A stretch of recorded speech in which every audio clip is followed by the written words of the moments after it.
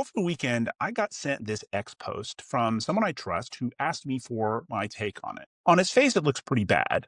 If RAG was truly broken and nobody was talking about it, that would have huge ripple effects on all kinds of AI use cases. Spoiler alert, it's not true. Let me show you what my process is for validating claims I see on social media so that I can stay well informed. Tip number one, consider your source. Now, I've never met this gentleman, much like I've never met most of the people whose information shows up on my social media feed. But given how bold this headline is, it deserves a click through to see what other kinds of things this person posts.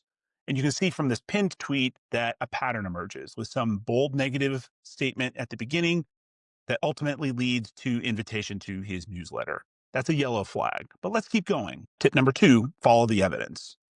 These kinds of posts really fall into two categories. Category one is someone experienced something themselves and wants to tell other people about it. For example, back in October, I found a bug with the ChatGPT Atlas browser. And after being unable to find a place where I could submit feedback to them directly, I did a write up on what it is I did, and I showed screenshots so that somebody else could reproduce my work. This post is secondhand amplification. It specifically mentions a Stanford study in the very first post in the thread. But if you scroll through the rest of the thread, what you notice is it never provides a link to the actual paper on which this argument is based. That's a red flag. So if this poster didn't give us a way to find the evidence, what if we go search for it ourselves? If you do a simple Google search on the key phrases, what you immediately find is the top hit is a Reddit thread that this person not only tried to make this claim on X, but also tried to make it on Reddit. And people on Reddit do not play. You can see here if you scroll through the responses, the second one here is saying to this person, this is total BS. The paper you linked doesn't even once mention semantic collapse. Everything you posted here, including all those figures, are total fabrication.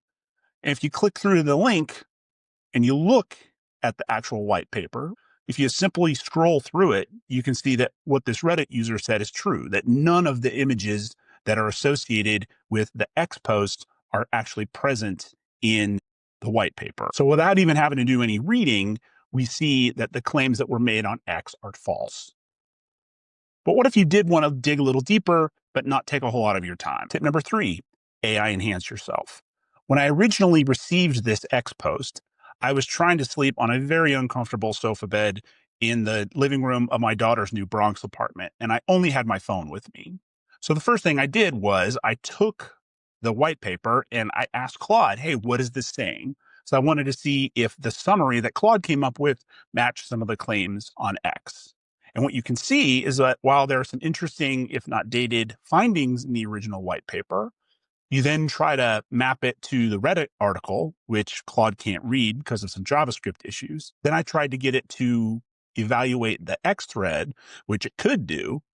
And even Claude says the Twitter thread is an outright fabrication. I know it can be difficult. And by human nature, we want to believe other human beings. But if you, one, consider your source, two, if you follow the chain of evidence, and three, if you are not afraid to AI enhance yourself to get to the bottom of certain issues, you can stay well informed and make sure that your information is true and up to date. Thanks so much for watching.